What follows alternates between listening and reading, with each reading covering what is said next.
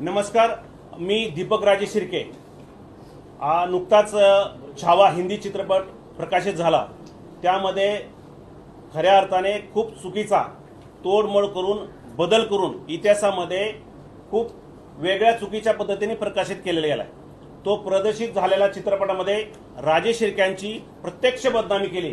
कुठलाही ऐतिहासिक संदर्भ आणि पुरावा नसताना सुद्धा या कुठल्या तरी काल्पनिक कादंबरीच्या आधारे त्यांनी ह्या चित्रपटामध्ये आमच्या राजे शिर्के परिवाराला जी बदनामी केली त्यांचा निषेध म्हणून आज आम्ही या पत्रकार परिषदेमध्ये उपलब्ध आहोत।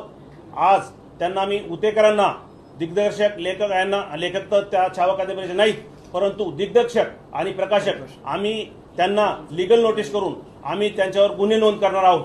आज आम्ही आतापर्यंत शिवजयंतीच्या निमित्ताने आम्ही 19 तारखेपर्यंत आम्ही थांबलो होतो। नको गोंधळ, चांगल्या कामाला आणि एक स्वराज्याचा छत्रपती आज आपण त्याचा उत्साह साजरा करणार, त्याच्यामध्ये कुठला गोंधळ होऊ नये म्हणून आम्ही हा छत्रपती शिवजयंतीच्या नंतर आज आम्ही पत्रकार परिषद घेतो। आमचा साफ एकच मागणी आहे, चित्रपटामधील आक्षेपार्ह राजे शिर्के परिवाराची जी बदनामी होते ते लवकरात लवकर ते वगळून यावे आणि पुन्हा प्रकाशित ते जी काय बदल करून पुन्हा प्रकाशित करावा। खूप सुंदर चित्रपट बनवला आहे।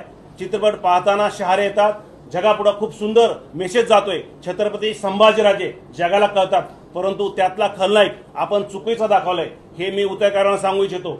मी उतेकरांना जाहीर आवाहन करतो, लवकरात लवकर त्यांनी या चित्रपटाचं बदल करून प्रकाशित करावा, अन्यथा तुम्हाला गुन्हे नोंद करण्यात येईल। तुमच्यावर खूप मोठा रोष राजे शिर्के परिवार आणि सर्व आप्तेष्ट मंडळी, आमचे सगळे पाहुणे, सर्व राजे परिवार सर्व एकत्र येऊन तुम्हाला रोषाला सामोरं जावं लागेल, नाहीतर तुम्हाला आबरू नुकसानीचा 100 कोटीचा दावा सुद्धा आम्ही ठोकणार आहोत। त्यांना लीगल नोटीस दिलेली आहे।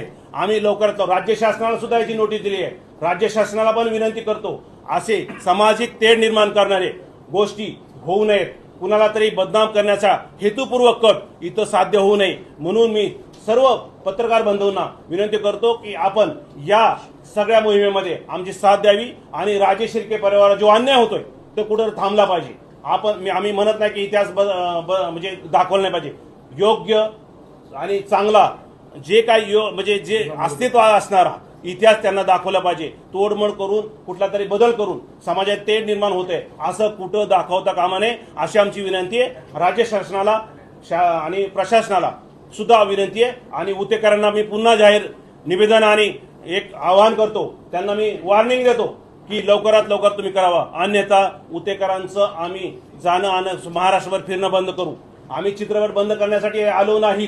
चित्रपट खूप सुंदर आहे, आम्ही चित्रपट बंद करणार नाहीत, पण चित्रपट एवढा सुंदर बनला असताना तिथनं खलनायक चुकीचा आपण दाखवलाय, त्यांना जबरदस्ती इतिहासात बदल करून खलनायक दाखवला गेलाय, हे आम्ही सहन करणार नाहीत। आमची बदनामी आम्ही सहन करणार नाहीत। ह्या वॉर्निंगसाठी आम्ही निषेध करण्यासाठी आज पत्रकार परिषद घेतो। धन्यवाद। जय हिंद।